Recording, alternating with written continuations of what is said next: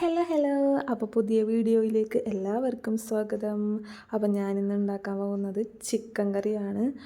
അപ്പോൾ ഞാൻ ചിക്കൻ കറിക്ക് ആവശ്യമായിട്ട് ഒരു 6 വലിയ സവോള അരിഞ്ഞ് കുക്കറിൽ ഇട്ടിട്ടുണ്ട്. പിന്നെ തക്കാളി, അതിലേക്ക് ലേശം വെള്ളം ഒഴിച്ച് കൊടുക്കുക.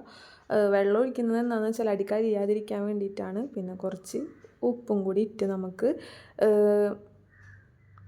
കുക്കറിൽ ഗ്യാസിൽ വെക്കാം. ഇത് നന്നായിട്ട് വേവട്ടെ.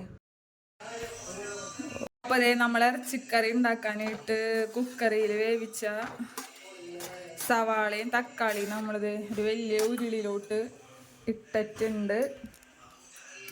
കാണുന്നുണ്ടോ? അത് നന്നായിട്ട് ഇളക്കി കൊടുക്കാം. നേരെ ഞാൻ ഡയറക്റ്റായിട്ട് കുക്കറിൽ നിന്ന് ഇതിലേക്ക് കൊട്ടി കൊടുത്തേക്കാണ്. ഇതിലായൊരു സവാളയിൽ നിന്ന് വന്നായൊരു വെള്ളമൊക്കെ ഒന്ന് വറ്റട്ടെ. ഇങ്ങനെ നമ്മൾ ചെയ്യുമ്പോൾ എന്താണെന്ന് വെച്ചാൽ നമ്മൾ കറി ഉണ്ടാക്കുമ്പോൾ നന്നായിട്ട് സവാളയൊക്കെ ഉടഞ്ഞ് നല്ല ഗ്രേവി കിട്ടും. മറ്റേതാകുമ്പോൾ സവാളയൊക്കെ നമുക്ക് കടിക്കാൻ കിട്ടുമ്പോൾ ഒരു തിക്ക് ആയിട്ടുള്ള നമുക്ക് കിട്ടൂല. ഇങ്ങനെ ആകുമ്പോൾ അടിപൊളിയായിരിക്കും. അപ്പം ഇതിലെ വെള്ളമൊക്കെ ഒന്ന് വറ്റട്ടെ. നമ്മള് ഇഞ്ചിയും വെളുത്തുള്ളിയും പച്ചമുളക് ഇട്ട് കൊടുത്തിട്ടുണ്ട്. ഇനി ഇതിലായ ഓയിൽ ഒഴിച്ചു കൊടുത്തിട്ടുണ്ട് കേട്ടോ നമ്മ. അപ്പൊ ഉപ്പിടണം, കുറച്ച് ഉപ്പിട്ട് കൊടുക്കാം ആവശ്യത്തിന്. ചിക്കൻ വേവിക്കാൻ ഉപ്പ് ഇട്ടിട്ടുണ്ടല്ലോ. അപ്പൊ നമുക്ക് കുറച്ച് ഇട്ട് കൊടുത്താൽ മതി. ചിക്കൻ വേവിക്കാൻ വെച്ചതിൽ ഇട്ടിട്ടുണ്ടായിരുന്നു. ഞാൻ അതേ കുറച്ച് ഇടുന്നുണ്ട്. ഇത് നമുക്ക് നോക്കിയിട്ട് ഇടാലോ. അപ്പൊ ഇതിലോ ഒന്നും കൂടി ഇതൊന്ന് സെറ്റ് ആവട്ടെ. ആ ഒരു വെള്ളമൊക്കെ ഒന്ന് ഇതായാൽ മതി. അത് കഴിഞ്ഞ് നമുക്ക് മസാലകളൊക്കെ ഇടാം. മല്ലിപ്പൊടി, മഞ്ഞപ്പൊടി, പിന്നെന്താ മല്ലിപ്പൊടി ഇട്ടിട്ട് മല്ലിപ്പൊടി കൂടുതലാണ് ഇട്ടേക്കണത്. മുളക് പൊടി കുറച്ച് മതിയാവും. അത് നോക്കിയിട്ട് കുറച്ച് മഞ്ഞപ്പൊടി ഇടാം. എന്നിട്ട് നന്നായിട്ട് മിക്സ് ചെയ്യാം. നമ്മ എരിവ് കുറച്ചിട്ടാണല്ലോ ഉണ്ടാക്കണത്. അതുകൊണ്ട് മുളക് പൊടി കുറച്ച് ഇട്ടാൽ മതിട്ടാ. പിന്നെ പച്ചമുളക് ഇട്ടിട്ടുണ്ട്. കുറച്ച് വെള്ളം ഒഴിച്ചു കൊടുക്കാം. ആ ഒരു പച്ച മണം മാറാൻ വേണ്ടിയിട്ട്.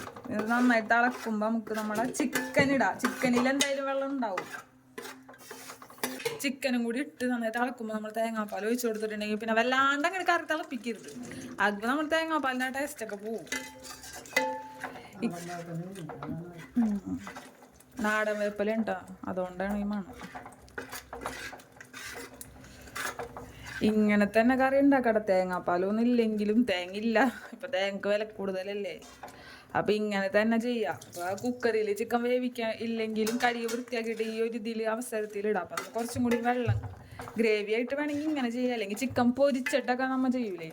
അപ്പൊ ചിക്കൻ പൊരിച്ചത് ഇതിൽ ഇട്ട് കൊടുത്താൽ മതി. നമ്മളാ തേങ്ങ കൂടി അല്ല ചിക്കൻ ഇട്ട് കൊടുക്കാം.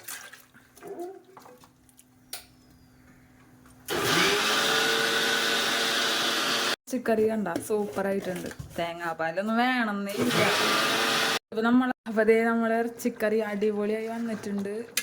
സെറ്റാണ്. ഇനി നമുക്ക് തേങ്ങാപ്പാൽ ഒഴിക്കാം. അധികം വെള്ളമൊന്നും കൂട്ടിയിട്ടില്ല കേട്ടോ. തേങ്ങാപ്പാലിന് കുറച്ച് ഒഴിച്ചാൽ വേണ്ടിട്ട് നമുക്ക് നോക്കിയിട്ട്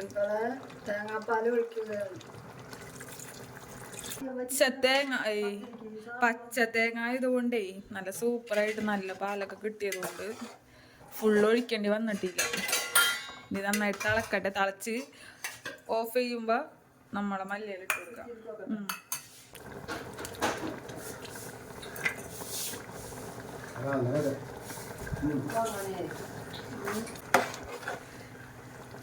ഇട്ട് കൊടുക്കാം. അപ്പൊ അടിപൊളി ചിക്കൻ കറി റെഡി ആയിരിക്കണത്. മല്ലിയിലേക്ക് ഇട്ടിട്ടുണ്ട്. ഉപ്പൊക്കെ കറക്റ്റാണ്.